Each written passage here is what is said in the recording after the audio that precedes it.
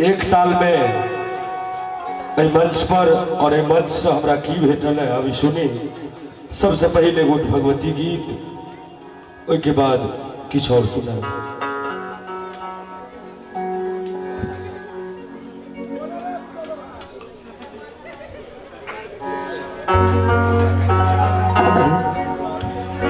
ये गीत दुर्गा पूजा में बहुत सुंदर आशीर्वाद भेटल, सुनी।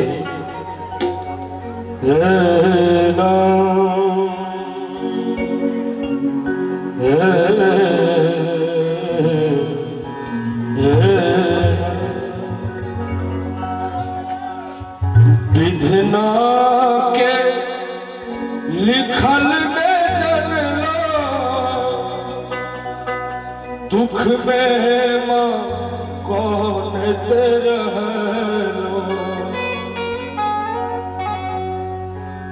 विधना के लिखल में जनलो,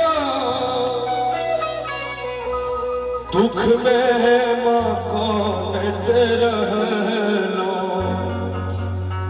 हे दुर्गे मैया के बेटा के कहिया दर्शन दे। हे दुर्गे मैया के बेटा के कहिया दर्शन दे। विधना के लिखल में चलना, दुख में मां कौन तेरा। विधना के लिखल में चलना, दुख में मां कौन तेरा। हे दुर्गे मैया के बेटा के कहिया कौन उठे लगे।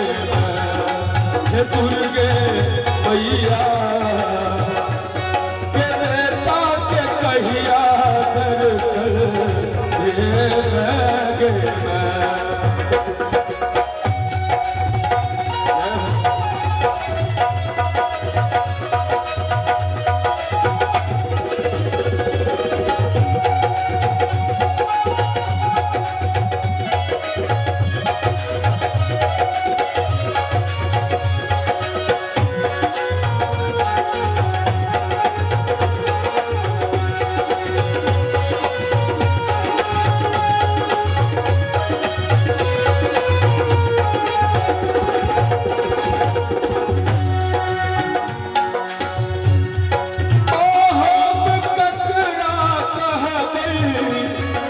ककरा सरुस वही बजे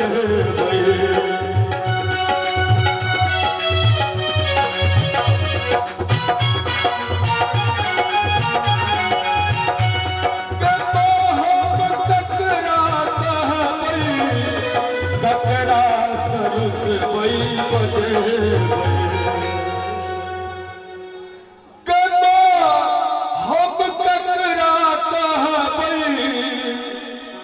ककरा सरुस वही बजे हे श्यामा मैया के बेटा के कहिया तू दुलरे लगे। हे दुर्गे मैया के बेटा के कहिया तू दुलरे लगे।